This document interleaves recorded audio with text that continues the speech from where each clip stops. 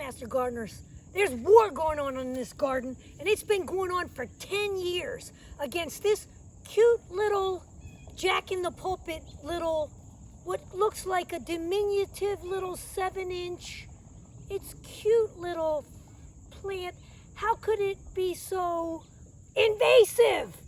I have stilt grass, I have ground ivy, I have crabgrass. Nothing is as bad as this little jack-in-the-pulpit look-alike enemy that came in on some mulch material in my garden 10 years ago, and I have never gotten rid of it completely. The reason it is so troublesome is it makes a little corm tuber type organism on its leaf stem and on its root parts and on its petiole, and it can constantly reproduce. It's self-fertile and it's endless. So let me give you some tips, and I'll give you a zoom in on how to get rid of this. It's like a snake-like cobra that never ends in your garden. And let's go over its little science name and let's zoom in on it. Little small trifoliate leaf. Let's take a look. Here's what my root system looks like. Let me show you the corm. Here's the full-size corm. You can see that corm is about 1 inch in diameter. Let me carry this over to show you. I'll zoom in on one of the plants. Here it is coming up in the garden. Here is the flower structure. It's a spath and spadix, as we usually think of in the jack-in-the-pulpit in the Araceae family. Oh, I didn't tell you the name of it. Here it is, Pinella tornata. So there it is. Here's the reason it's so troublesome. See that little corm that it can make? I taped one on the page here for you. It's easy to identify. 3 leaflets, 1, 2, 3, and it can make that little corm right here in the center, right up on the petiole itself.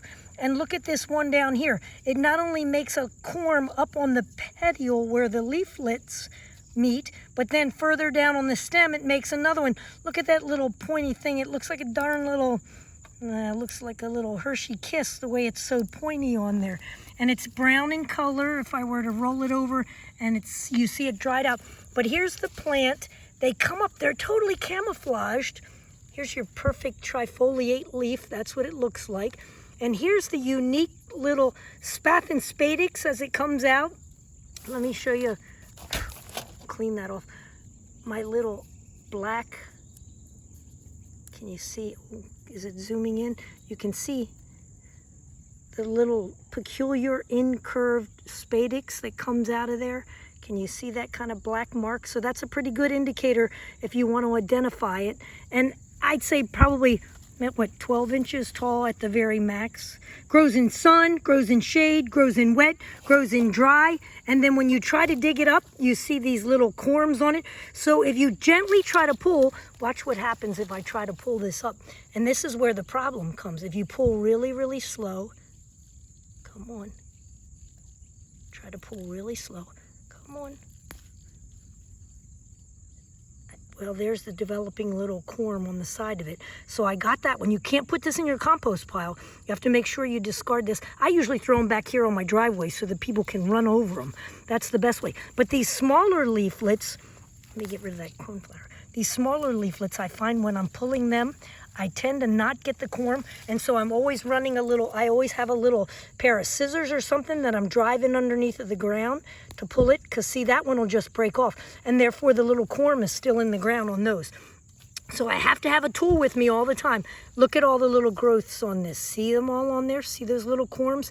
And they just winter over and come back again over and over. So this little baby is relentless. They were discovered 1829 in the botanical gardens of Italy. They were moved over there and they were brought in.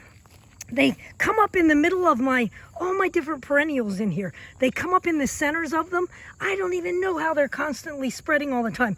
But they originated over there in, did I tell you where they're native to? Over in the regions of eastern Japan, China, Korea. In those regions, it's medicinally used. Really troublesome weed. So you're going to have to find control of this one. I need to tell you this. They can be controlled with triclopyr, systemic triclopyr, 3-year plan. 3 years of systemic treatment is the only way to control that. Good luck, Master Gardeners. Common name is crow dipper. Good luck.